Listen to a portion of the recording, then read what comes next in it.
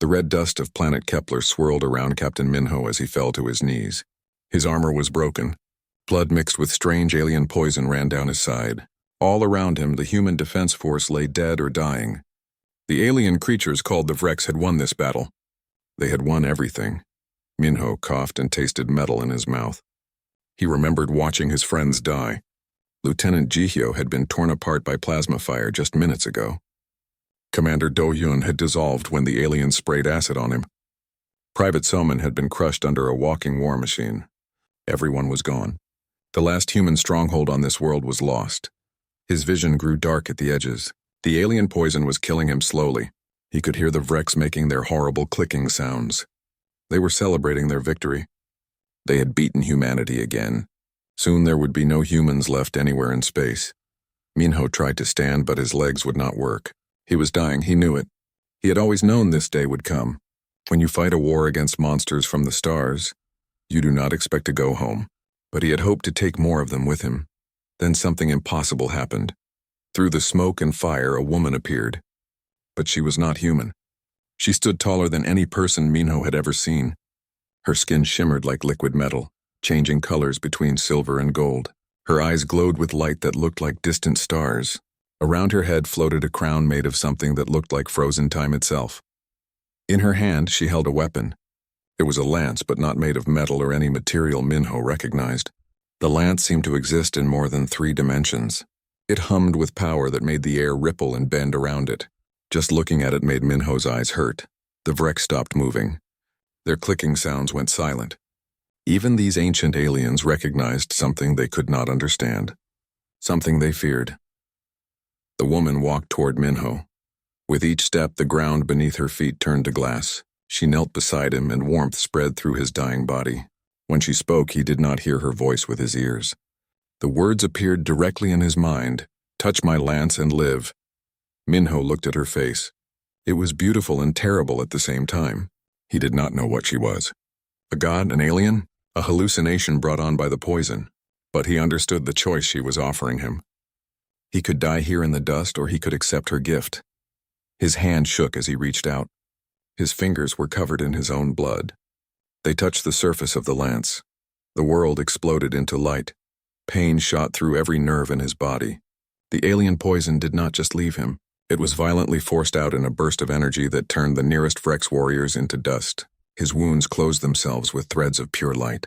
His heart, which had been stopping, suddenly beat with incredible strength. But something else happened too. He died. For exactly 3 seconds, Minho stopped existing. He was not in darkness. He was not in nothing. He was in the space between being alive and being dead. In that space, he saw things no human should see. He saw the threads that held the universe together. He saw time flowing like a river.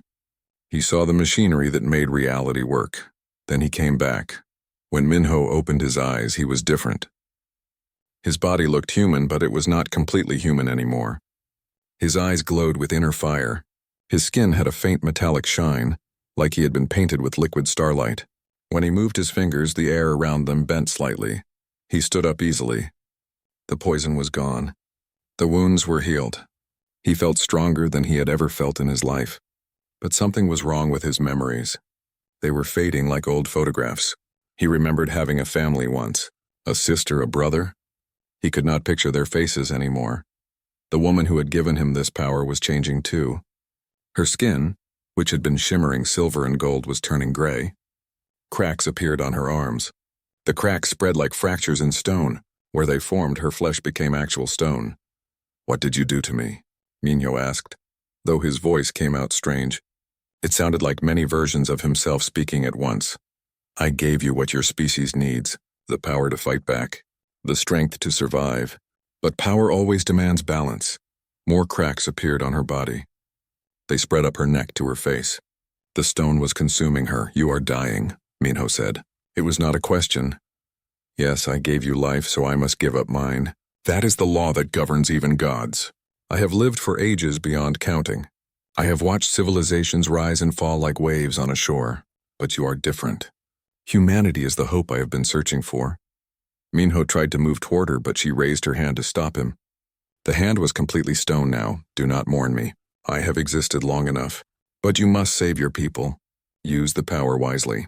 And remember that true strength comes not from destroying your enemies, but from choosing mercy when you have the power to destroy. The Vrex had been watching this in shock. Now they attacked. A wave of plasma bolts flew toward Minho. He raised his hand without thinking. The bolts stopped in midair, frozen in time. Then they reversed direction and flew back at the aliens who fired them. The Vrex warriors exploded. Minho stared at his hands in shock. What was he now? The stone had reached the woman's chest now. Her voice was barely a whisper in his mind. You carry a piece of the eternal lance now. It lives inside you. Use it to save your people. And remember me. Her face turned to stone. Her lips stopped moving mid-word. In seconds, the transformation was complete. Where the goddess had knelt, a statue stood. Every detail was perfect. Even in stone, she was beautiful. Her frozen face showed hope and peace. The lance lay on the ground beside her statue. Minho picked it up.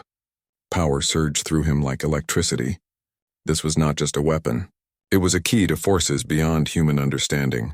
It could reshape reality itself. The Vrex regrouped. Thousands of them remained. Their war machines moved forward. But they moved slowly now. They had seen something that violated their understanding of the universe. They were afraid. Good, Minho thought. Let them be afraid. He stood next to the stone goddess. Around them, the red dust continued to blow. The ashes of dead humans and aliens mixed together in the wind. Minho looked at the army of monsters before him. Alone, he should have been crushed in seconds. But he was not alone. He carried her gift. He carried her sacrifice. He raised the eternal lance toward the sky. It blazed with light brighter than the sun. The Vrex shield started to fail just from the energy radiating from it. For humanity, Minho said. For Earth. For her sacrifice. The real battle began, and Captain Minho, who had died and been reborn, became something humanity had never seen before. He became their avenging angel. He became their hope. He became legend. What happened next would be remembered forever in human history. People would call it the miracle of Kepler. But those who saw it knew it was not a miracle. It was something far stranger and more terrifying. Minho moved through the Vrex army like a storm. The eternal lance in his hands did not just kill the aliens. It unmade them. When the weapon struck a Vrex warrior, the creature simply stopped existing. Its atoms scattered into the air like dust. But the lance was not the only weapon Minho had. He himself had become something beyond human. He could see time flowing around him like water in a river. He could step outside the normal flow of seconds and minutes. From the Vrex point of view, he would disappear and reappear instantly. He was always in the worst possible place for them. He punched through their war machines with his bare hands. Metal that could withstand nuclear weapons crumpled like paper when he hit it. He caught their plasma bolts in midair and threw them back. When hundreds of aliens tried to surround him, he created shock waves that sent them flying through the air. What Minho did not know was that his helmet camera was still working. The feed was being broadcast to every human settlement in space. On Mars, on Europa, on the colony ships fleeing through the darkness, humans watched in disbelief. In a command center on Mars, General Hyojin stared at her screen. Her hands shook. Is this real? Someone asked behind her. The tactical officer checked his instruments 3 times before answering. Yes, General. That is Captain Minho. The energy readings are beyond anything we have ever measured. Our sensors cannot even calculate the upper limit of what he is producing. On a colony ship called Exodus, civilians gathered around every available screen. Parents held their children. Old people wept. They watched one human soldier fight an army that had destroyed everything humanity sent against it. A little girl tugged on her mother's sleeve. "Mama, is he a superhero?" she asked. The mother could not speak. Tears ran down her face. She could only nod. But using the lance was changing Minho in ways he did not understand. Each time he used its power, pieces of his humanity slipped away. His memories became fuzzy and distant. He remembered having a family once, but their faces were gone from his mind. He remembered Earth, but when he tried to picture his home, he could only see numbers and coordinates. The goddess had warned him in her final moments. Power demands balance. She had given her divine existence for his mortal life. Now he was giving his mortality for power beyond mortal understanding. The Vrex were ancient and intelligent. They had conquered hundreds of star systems. They recognized when their standard tactics were not working. Their clicking communication suddenly changed pitch. The individual warriors stopped acting alone and began moving with perfect coordination. They were connecting to their hive intelligence. Deep underground, in tunnels beneath the planet's surface, something massive stirred. The Vrex had brought more than just warriors to this world. They had brought what they called a mind core. It was a living computer the size of a building, made from 1 million linked Vrex brains. The mind core had been watching Minho since the battle began. It had analyzed every move he made. It had studied every pattern in his attacks. It had learned how he thought and how he fought. Now it knew his weaknesses. The Vrex army suddenly parted, creating a clear path through their ranks. Minho's enhanced senses immediately recognized it as a trap. But before he could react, the ground beneath him exploded. It was not a normal explosion. The Vrex had detonated a gravitational weapon. Space and time twisted around Minho, trying to crush him into a black hole. The lance flared with power, stabilizing reality around him. But the effort left him vulnerable for just a moment. That moment was enough. Hundreds of Vrex warriors poured in from all sides. Their weapons had been modified based on what the Mind Core learned.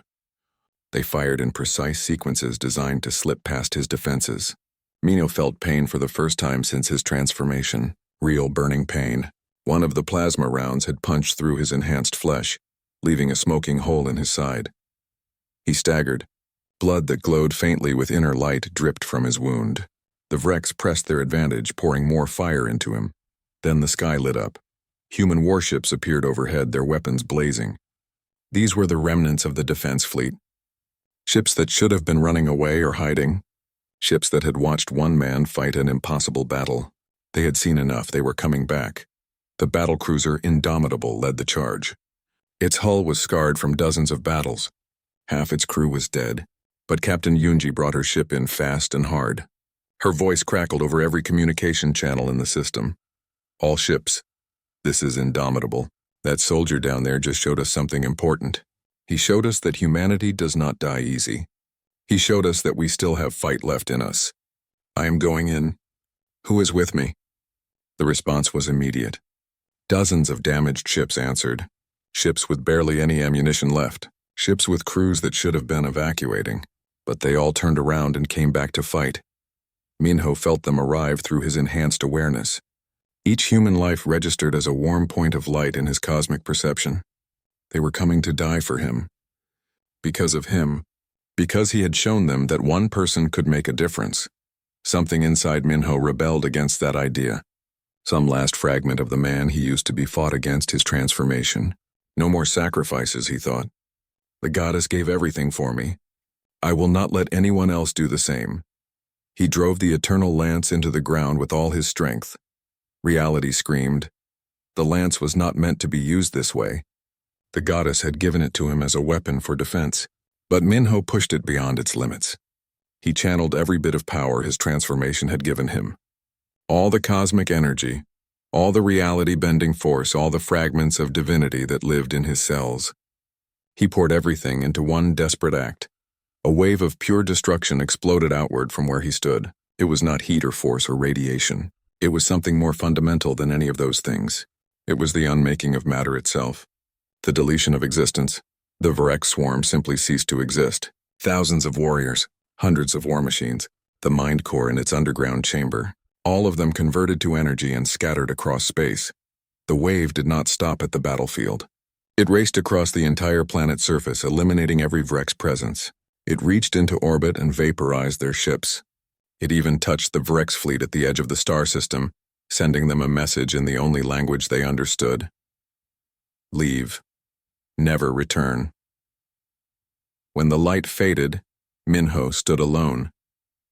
The battlefield had been transformed into a plain of smooth glass. The sand had been fused by unimaginable heat into a mirror-like surface that reflected the alien sky. The eternal lance had shattered. Its fragments lay scattered on the ground around him, slowly dissolving into motes of light. They drifted upward like fireflies returning to heaven. Behind Minho, untouched by the devastation, stood the stone statue of the goddess. She watched over the glass plain with sightless eyes, forever frozen in her moment of sacrifice. Minho collapsed. The transformation was reversing. The metallic sheen faded from his skin. The cosmic awareness dimmed back to normal human perception. The wound in his side, forgotten during the battle, now screamed with agony. He was becoming mortal again, and mortals could die. Above him, human ships were landing. He could hear voices shouting, footsteps crunching on the crystallized ground, medical teams running toward him.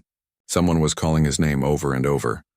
As darkness closed around his vision, Minho looked up at the goddess statue one last time. "Did I do enough?" he whispered. "Did I save them?" The statue did not answer. It could not answer. But somewhere beyond space and time, in dimensions humans could not perceive, a goddess smiled with pride. 3 days passed after the battle. Humanity was still trying to understand what had happened. The video footage had spread to every human colony. Billions of people watched the recording over and over. One soldier, given power by a mysterious being, had broken an alien invasion force that was supposed to be unstoppable. More importantly, the Vreks were gone. Their fleets had withdrawn from all human territory. They sent no messages, made no threats, issued no demands. They simply left. For the first time in 3 years of desperate war, humans could breathe without fear. In the medical bay of the battlecruiser Indomitable, Minho woke up.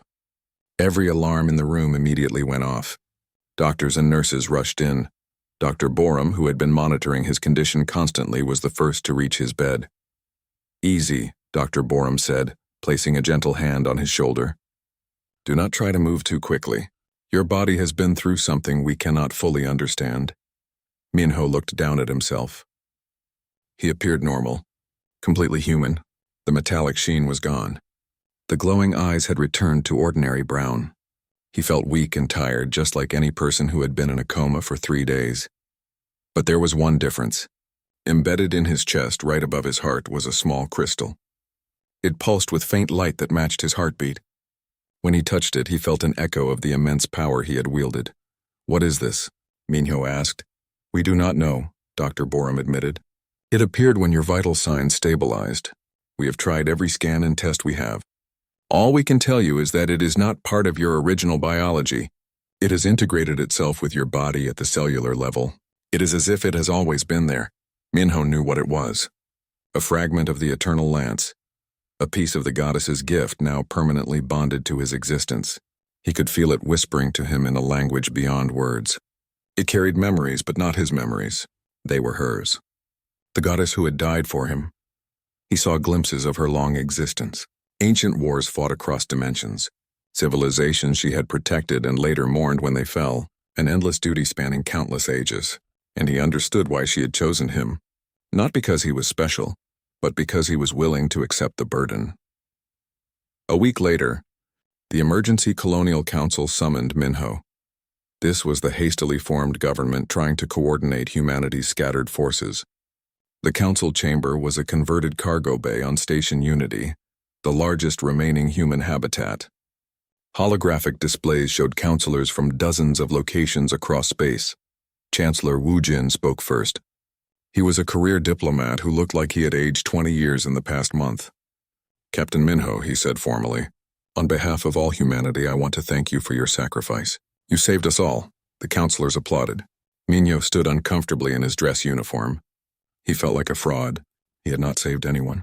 The goddess had done that. He was just the tool she used. However, Chancellor Wu Jin continued, his tone becoming more serious. "We need to discuss what happens next. You possess abilities that no human should have. This council needs to know the truth. Can you still use those powers?" They tested him extensively. In a secure military facility on Titan, scientists had Minho attempt everything he had done during the battle. The results were disappointing to them but relieving to him. He could still manipulate matter, but only slightly. Turning lead into gold took 10 minutes of concentration and left him exhausted. He could still see fractionally ahead in time, giving him reflexes fast enough to dodge bullets. But it was nothing like the godlike abilities he had possessed on the battlefield. The crystal in his chest would glow brighter when he used these abilities. Sometimes he heard her voice speaking from beyond death. "Use it wisely," she whispered in his mind. "Not for destruction, for creation." The council argued about what to do with him. Some wanted to use him as a weapon. Counselor Jinsu from Mars was the loudest voice. "We have something that scared away the Vreks," he said. We would be fools not to use it. Train him. Enhance him further if possible. Make him the tip of our military spear. Others disagreed strongly. Counselor Nari from Europa Station argued back. He is not a weapon. He is a person. Look at what wielding that power did to him. It nearly killed him twice. We should be studying how to help him, not how to exploit him. Religious leaders across human space had their own opinions. Some churches declared him a saint. Others called him an abomination. Everyone had ideas about what Minho should be and what he should do. No one asked him what he wanted. Minho made only one request. He wanted to return to planet Kepler. He wanted to see the statue again. They granted his request, though a security team and group of scientists accompanied him. The plane of glass still stretched for kilometers in every direction. At its center stood the statue, exactly as Minho remembered. The goddess frozen in stone, forever captured in her moment of sacrifice. He approached alone, waving off the security team. When he stood before the statue, the crystal in his chest pulsed with warmth. I do not know what you wanted me to become, he said quietly, but I promise you this. I will not let your sacrifice be wasted. For just a moment, Minho could have sworn the statue's stone eyes moved. Warmth spread through him, starting from the crystal and flowing outward. Images flooded his mind. Not his memories, but hers. He saw a universe older than human understanding. He saw species that had risen to greatness and fallen into dust. He saw the Vrex in their true form, not as warriors but as their original selves. They had once been beings of pure thought. Long ago they had uploaded their consciousness into mechanical bodies. But in doing so, they had lost something vital.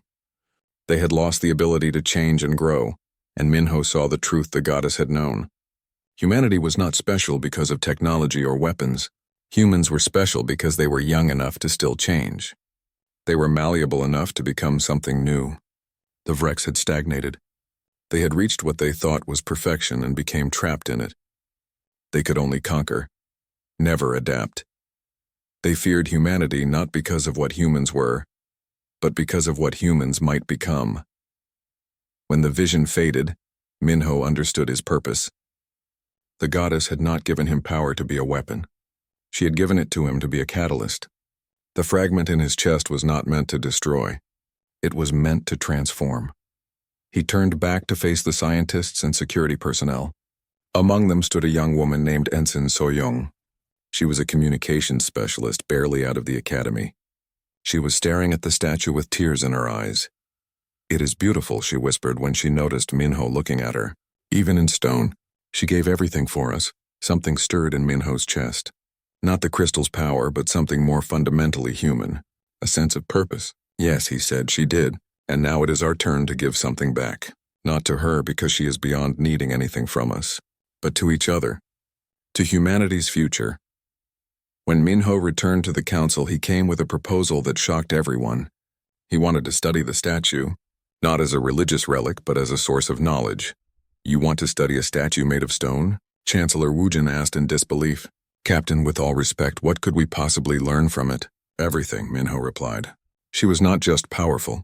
She understood the fundamental forces that bind reality together. That knowledge is not lost. It is encoded in the statue itself, in the molecular structure of the stone, in the quantum states of every atom. I can feel it through this crystal. With the right team of scientists, we can decode it, not to make weapons, to make humanity better, to prepare us for whatever else is out there in the universe. The council chamber erupted in debate. Some called the idea brilliant. Others called it blasphemy against a holy being. But slowly, carefully, a consensus formed. They would do it.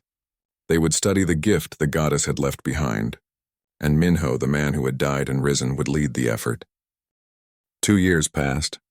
The facility they built around the statue on planet Kepler became known as the Temple of Ascension.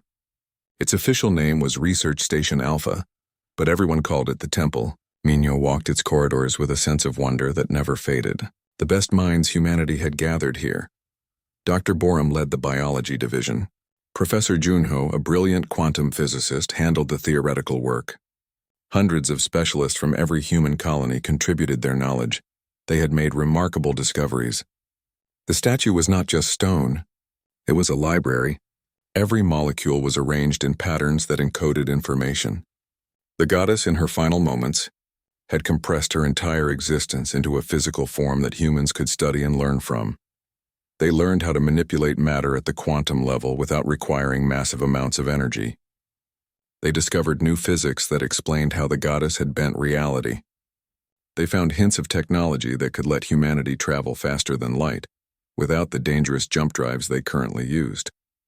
But the most important discovery came from an unexpected source.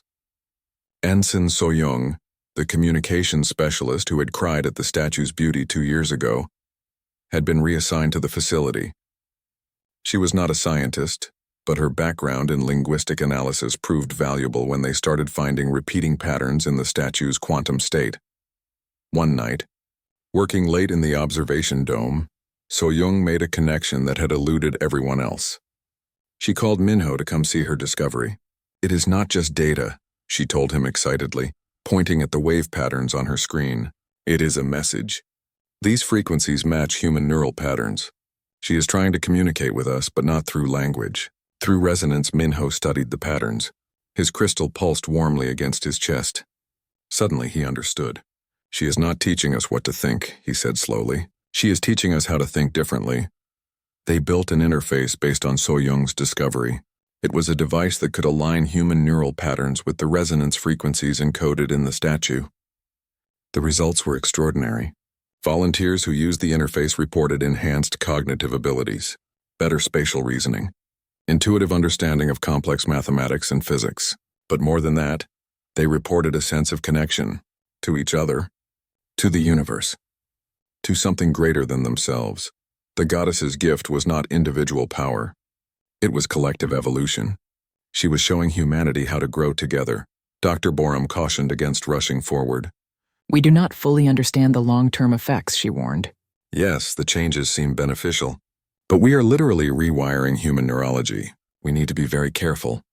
But word of the project had spread across human space. Colony sent volunteers. People who had lost hope during the war now saw a chance to become something more, something better. Minho himself had never used the interface. The crystal in his chest already connected him to the goddess's essence in ways the device could not replicate. But that connection came with a terrible cost. He was changing, slowly, gradually, but undeniably changing. His perception of time was shifting. Moments stretched and compressed in ways that made normal human interaction difficult. He would lose track of hours while contemplating quantum states, or he would experience an entire day's worth of thoughts in a single second. He no longer needed sleep. Food was optional. His body had learned to extract energy directly from ambient radiation. Dr. Borum pulled him aside one day. Her face was grave. "Minho, you are diverging from humanity," she said bluntly. "Your neural patterns are becoming less human and more like hers. At this rate, in another year, you will not be able to relate to ordinary humans at all. You will be something else entirely. Can you stop it?" Minho asked. "Maybe, but it would mean removing the crystal, and that might kill you. It has integrated too deeply with your biology." Minho looked out at the statue standing its eternal watch. "She gave up her existence for us," he said quietly. "I can give up being human if that is what humanity needs." Then something unexpected happened. The Vrex came back, not with warships or invasion forces. A single ship appeared at the edge of the system, broadcasting a request for peaceful communication. The Colonial Council debated for days about whether to even respond. Some argued it was obviously a trap. Others saw it as an opportunity. Minho advocated for hearing them out. "They are terrified of us now," he explained to the council. "They saw what the goddess could do through me. They know we are studying her gift. They know we are growing stronger. They want to negotiate because they have no other choice." The meeting was arranged at Research Station Alpha, in the shadow of the statue. The Vrex representatives who arrived were unlike the warriors humanity had fought. These were what could only be called priests. Ancient individuals who had chosen to remain partially biological when their species uploaded themselves to machines long ago. They communicated through mathematical equations projected as holograms. So-young and her team worked to translate the complex patterns. She looked up from her terminal with wide eyes. "They are apologizing," she said in disbelief. "They say they did not understand what humans were. They thought we were like them, locked into a fixed evolutionary path. But witnessing what happened with the goddess and you made them realize we are still evolving. They want peace. Chancellor Wu Jin, attending via hologram, was skeptical. They killed millions of us, he said angrily. 3 years of brutal war. Entire colonies destroyed. And now they want peace because we scared them? But Minho, standing close enough to the Vrex delegation to study them with his enhanced perception, saw something deeper. They were not just afraid. They were hopeful. Desperate even. You are stagnant, Minho said suddenly. The words came from the understanding the crystal gave him. You achieved perfection long ago, and now you are trapped in it. You cannot change. Cannot adapt. You have been conquering other species, hoping to find someone who could help you break free from your stagnation. The Vrex delegation's mathematical response was immediate and profound. So Young translated quickly. Yes, they say, we are dying slowly over eons. Not physically, but as a species. We have achieved everything we can achieve and cannot go further. We hope that by consuming other civilizations, we might find the key to continued evolution. But all we found were species too young or too rigid in their thinking. Then we encountered you, and then the goddess intervened. Another Vrex priest added through the translator. She was an ascended one. We have legends of such beings but never encountered one. When she intervened on your behalf, we understood. Humanity is meant to ascend, and perhaps, if you will permit it, you could show us how to break the chains we forged for ourselves. Silence filled the meeting chamber. The implications were staggering. The enemy that had nearly destroyed humanity was asking for help to evolve. The debate that followed lasted weeks. Some humans advocated for revenge, using their new knowledge to destroy the Vrex completely. Others argued for isolation. Let the Vrex die in their stagnation. But Minho, standing before the statue of the goddess who had sacrificed herself for strangers, knew what she would have chosen. We help them, he said to the council. Not because they deserve it. Not because we forgive them for what they did, but because that is what true ascension means, transcending our base instincts for revenge. The goddess did not save humanity because we were special. She saved us because we had the potential to choose to be better than our nature. He touched the crystal in his chest. If we have the power to help an entire species evolve beyond their limitations, and we choose not to out of spite, then we prove we were never worthy of the gift in the first place. The vote was very close. But it passed. Humanity would share the goddess's gift. The Vrex would send representatives to study at Research Station Alpha. Together, human and Vrex scientists would work to unlock the secrets of true ascension. As the joint research progressed over the following months, Minho felt himself slipping further from humanity with each passing day. He no longer experienced time in a linear fashion. His body flickered between states of matter like a candle flame in the wind. But strangest of all, he could hear her voice more clearly now. The goddess was not truly dead. At least not in any way that mattered to beings like her. She had dispersed herself across dimensions. The statue was just one anchor point for her existence.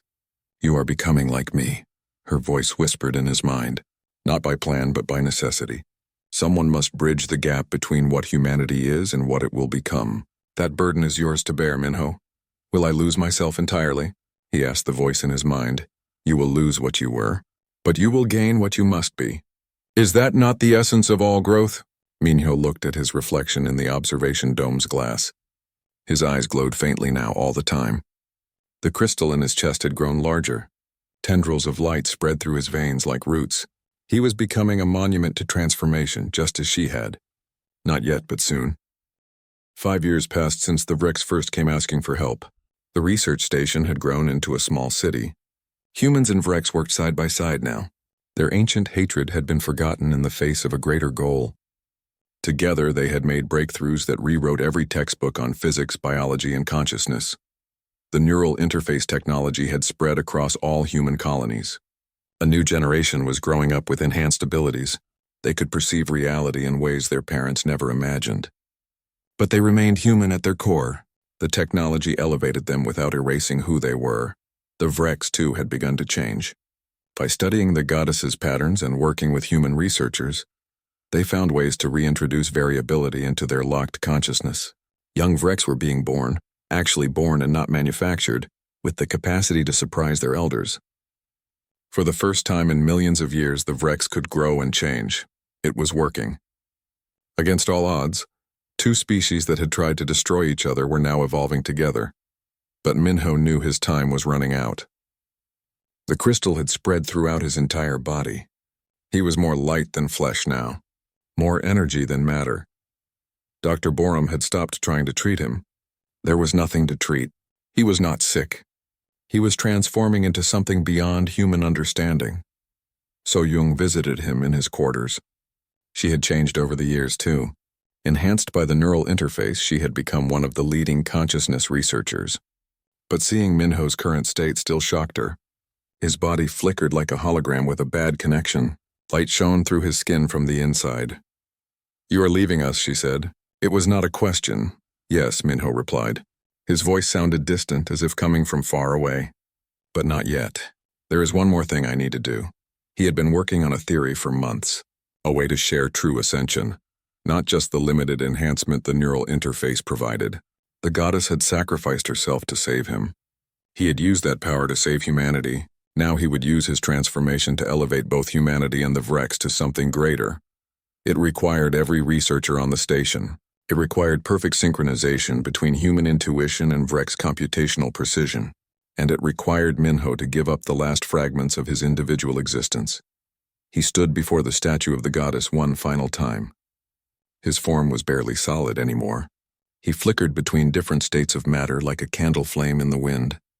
"I understand now why you chose me," he said to the silent stone figure, "not because I was special. Because I was willing to die, willing to change, willing to become something other than myself for the sake of others." The experiment began at dawn. Every human and Vrex on the station connected through the enhanced neural interface. Minho stood at the center next to the goddess's statue, serving as the point where everything would connect. He opened himself completely. Every enhanced ability, every fragment of cosmic understanding, every piece of the goddess's gift that lived in his crystal heart. He shared it all. The effect was immediate and overwhelming. Consciousness exploded outward like a supernova. Every human and Vrex connected to the network suddenly experienced existence from perspectives they had never imagined. They saw through each other's eyes, thought with each other's minds, felt with each other's emotions.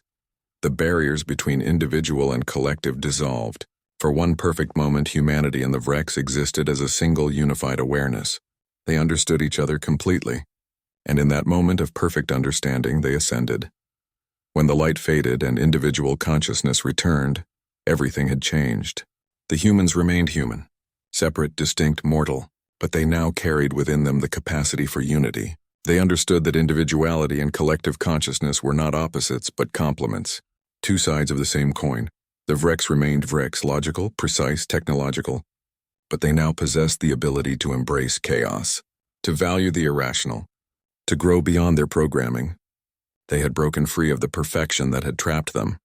Both species had been elevated, not into gods but into something better, beings who could consciously choose their own evolution, who could reshape themselves according to need and desire, who could grow forever without losing themselves in the process. Minho's transformation was complete. Where he had stood, a new statue appeared. Like the goddess, he had become crystallized existence, but his statue was not made of stone. It appeared to be made of pure light captured in solid form. It shifted through every color of the spectrum. Beautiful and impossible. The two statues stood side by side now. The goddess who had given a human the power to transcend, and the human who had used that power to transcend both his species and their former enemies. Two monuments to sacrifice and transformation. So Jung stood before them with tears streaming down her face. Like everyone else, she had experienced the resonance cascade. She understood now what Minho had done, what he had become. "He is not gone," she said to the gathered crowd of humans and Vrex. "Neither of them are truly gone. They exist in the connections between us now. Every time we reach out to each other, every time we choose unity over division, we touch what they became." 50 years passed. The plane of glass on planet Kepler had become the most sacred site in known space. The two statues stood eternal watch over a galaxy transformed.